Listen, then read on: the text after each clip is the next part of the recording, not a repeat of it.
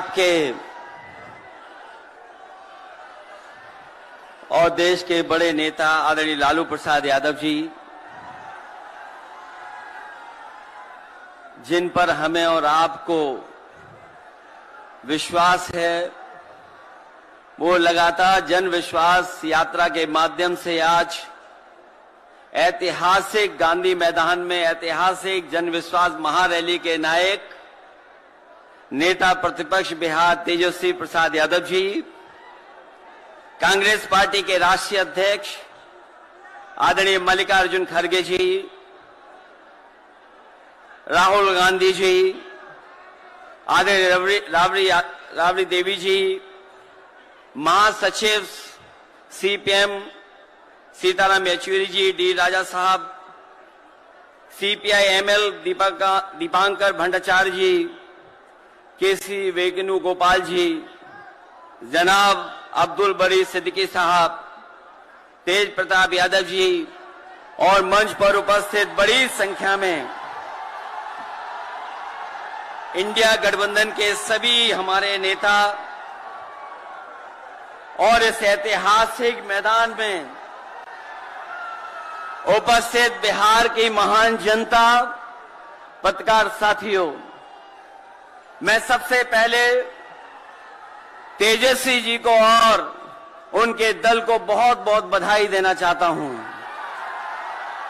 साथ ही साथ इस इंडिया गठबंधन और महागठबंधन के जितने भी दल हैं, जिनके कार्यकर्ता मैं देख रहा हूं मैदान में तो है ही, पटना के चारों तरफ और पटना की सड़कों पर मुझे दिखाई दिए हैं, जिन्होंने चुनाव शुरू होते ही ऐलान कर दिया है कि अगर उत्तर प्रदेश 80 हराओ का नारा दे रहा है, अगर उत्तर प्रदेश 80 हराओ का नारा दे रहा है, तो बिहार भी पीछे नहीं है। 40 हराओ का नारा यहां से भी निकल करके जा रहा है। और अगर यूपी और बिहार मिलकर के 120 सीट हरा देंगे तो भारतीय जनता पार्टी का क्या होगा। मैं अभी सुन रहा था, हमारे कम्युनिस्ट पार्टी के नेता ये कह रहे थे कि समुद्र मंथन हुआ था कभी। समुद्र मंथन हमारे सभी लोगों को पता है, समुद्र मंथन के दौरान क्या हुआ है। लेकिन इस ऐतिहासिक मैदान में मैं कहना चाहता हूं कि 2024 में संविधान मंथन होने जा रहा है। एक तरफ वो लोग हैं जो संविधान बचाना चाहते हैं, संविधान के रक्षक हैं, और दूसरी तरफ वो लोग हैं जो संविधान के भक्षक हैं, संविधान को खत्म करना चाहते हैं। मैं जब बिहार आया हूं आपके बीच में, जब मैंने अखबार उठा करके देखा तो एक युवती ने जान दे दी। एक बेटी जो परीक्षा में दे करके आई थी, क्योंकि परीक्षा को रद्द कर दिया गया, पेपर लीक हो गया, जिसके कारण उसने आत्महत्या कर ली और कहा कि मां, बाप से मैं माफी मांगती हूं। यह उत्तर प्रदेश में एक घटना नहीं हुई है। उससे पहले भी कई नौजवानों ने, जिनको नौकरी नहीं मिली, उन्होंने अपनी जान दे दी। जिस से मैं चुन करके आता था, वहां भी एक ब्रजेश पाल बेटे ने, हमारी आपकी उम्र से कम उम्र, उस नौजवान ने पढ़ी लिखी डिग्री जो थी, उन डिग्रियों को जला करके और आत्महत्या कर ली। ये हालत है देश की। और वहां पर उत्तर प्रदेश में, जहां पर से प्रधानमंत्री चुन करके जाते हैं, जनता ने भरोसा किया उन पर, उनको बहुमत दे दिया। लेकिन डबल इंजन की सरकार ने बेरोजगारी दी है। मुझे खुशी है कि तेजस्वी ने यहां पर नौकरियां दे दी, रोजगार दे दिए,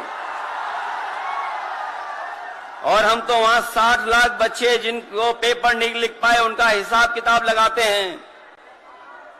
उनका अगर हम बड़ा परिवार न माने, केवल 3 सदस्य परिवार के माने, बेटा और मां बाप, तो 60 का गुणा 3, 1 करोड़ 80 लाख वोट, और 1 करोड़ 80 लाख लोगों को अगर हमने भाग दे दिया 80 लोकसभा से, तो केवल उत्तर प्रदेश में 2,25,000 हर लोकसभा में वोट कम हो गया है।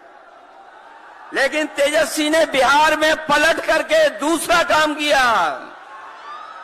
अभी 3 लाख नौकरी दी, हिसाब लगा लो कितने परिवारों का जीवन बदला।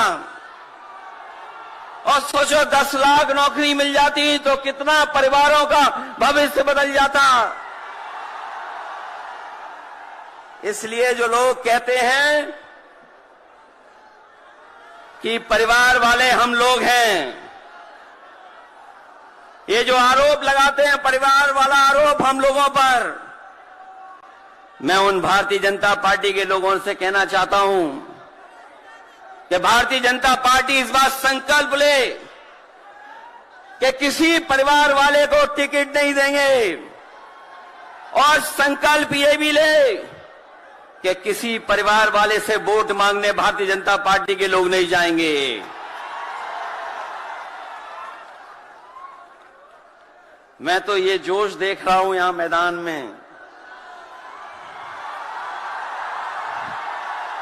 ये जो जोश दिखाई दे रहा है यही बदलाव लाएगा, यही भाजपा को हटाएगा। जब जोशीले नौजवान मिल जाते हैं तो बड़े बड़े लोगों का तख्त हिल जाता है। तो इस बार उन्हें आप बाहर करोगे कि नहीं करोगे? पहली सूची बीजेपी की आ गई, उस सूची में बिहार बाहर है, बिहार नहीं है उसमें।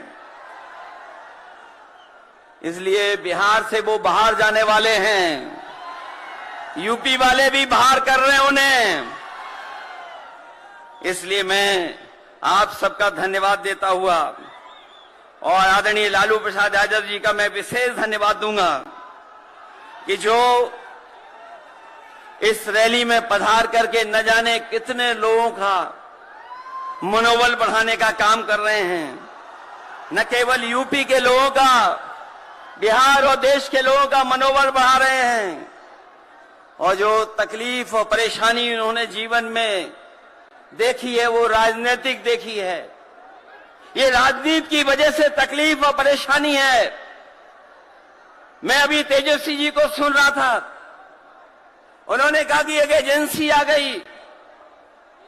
ये एजेंसी इसलिए आई है कि राजनीति में हम लोग हैं, और हम लोग अगर इनका मुकाबला न कर रहे होते तो कोई एजेंसी नहीं आती। उन्हें डर है कि ये ताकत मिलकर के, ये गठबंधन बन करके उनको हटाने का काम करेगा। इसलिए मैं आपसे कहना चाहता हूं, 120 हटाओ, देश बचाओ। भाजपा हटाओ, संविधान बचाओ। भाजपा हटाओ, देश बचाओ। भाजपा हटाओ, आरक्षण बचाओ। भाजपा हटाओ, नौकरी पाओ। भाजपा हटाओ, संकट मिटाओ। मैं इन्हीं शब्दों के साथ मैं सभी लोगों का बहुत बहुत धन्यवाद और आभार प्रकट करना चाहता हूं, इस उम्मीद और इस भरोसे के साथ कि जब कभी हम लोग अगली बार मिलेंगे तो ये डबल इंजन की सरकार बाहर होगी, यूपी से लेकर के बिहार तक भारतीय जनता पार्टी बाहर होगी। बहुत बहुत धन्यवाद आपका। शुक्रिया अखिलेश भाई। अब मैं आग्रह करूंगा भारतीय राष्ट्रीय कांग्रेस के राहुल गांधी जी से, जिन्होंने पूरे देश में यात्रा करके कण कण और जन जन को पहचाना।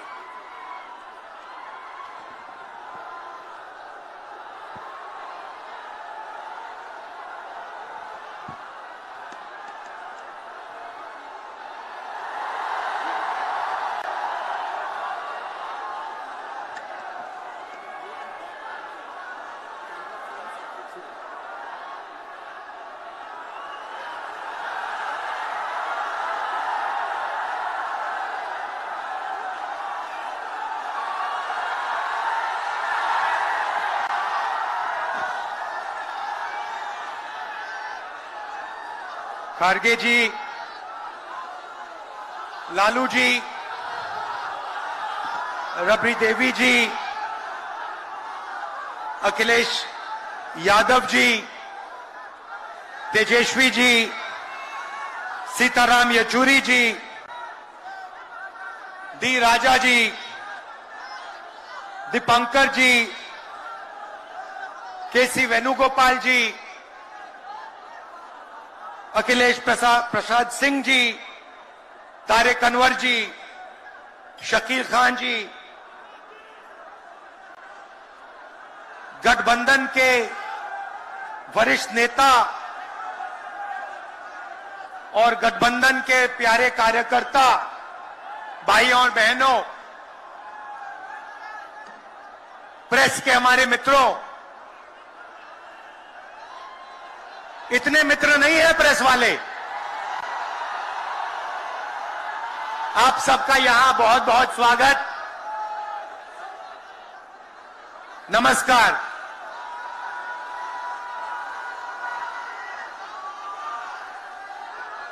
देश में जब भी बदलाव आता है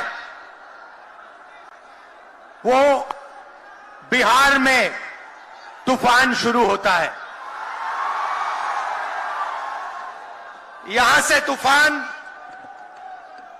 बाकी प्रदेशों में जाता है। ये बिहार जो है देश की राजनीति का नर्व सेंटर है, यहां से ही शुरुआत होती है।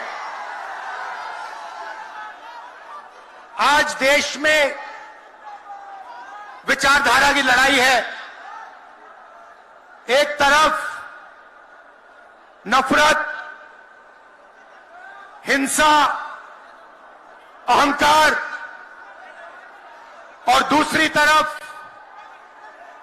मोहब्बत, भाईचारा और एक दूसरे की इज्जत। जैसे मैंने यात्रा में कहा, अगर आप गठबंधन को समझना चाहते हो, एक लाइन में समझा जा सकता है, नफरत के बाजार में मोहब्बत की दुकान खोलते हैं हम।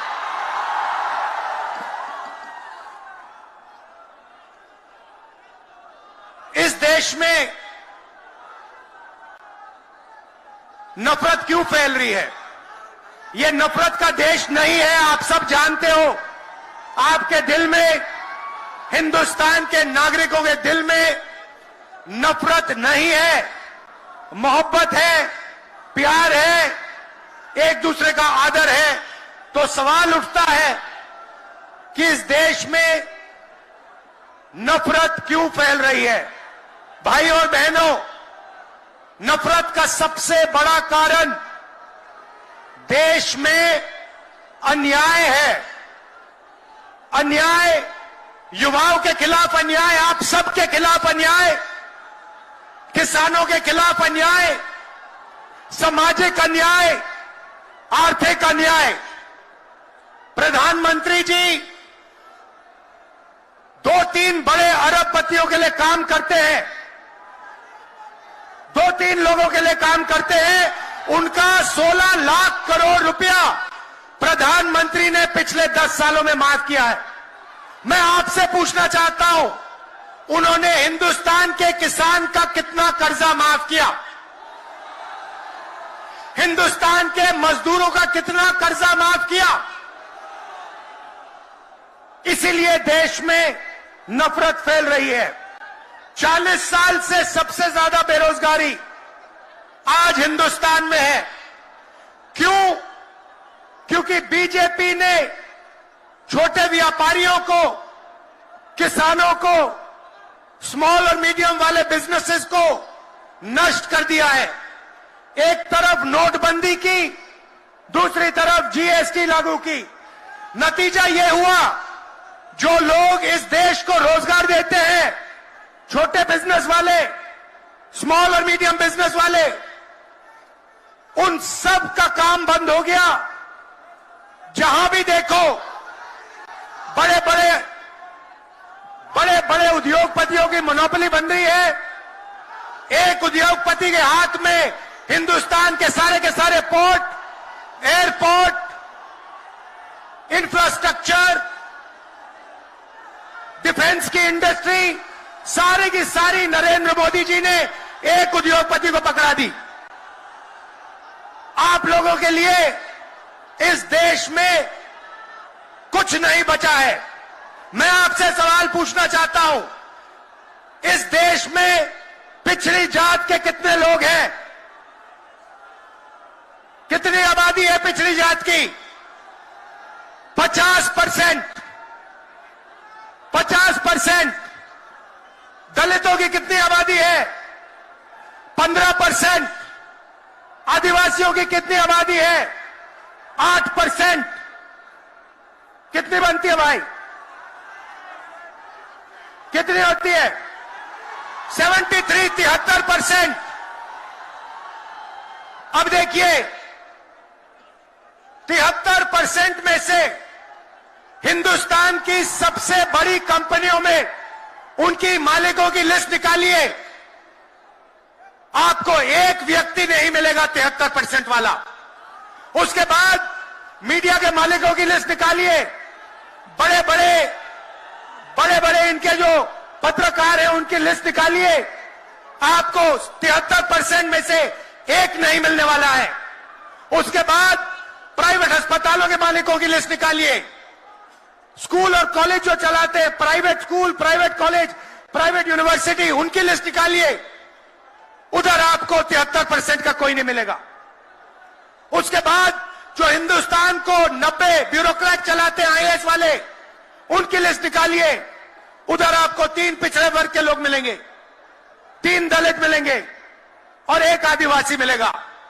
और अगर हिंदुस्तान की सरकार 100 रुपए खर्च करती है, बजट में अगर 100 रुपए खर्च होते हैं तो 73% की 6% की 6 रुपए की भागीदारी बनती है।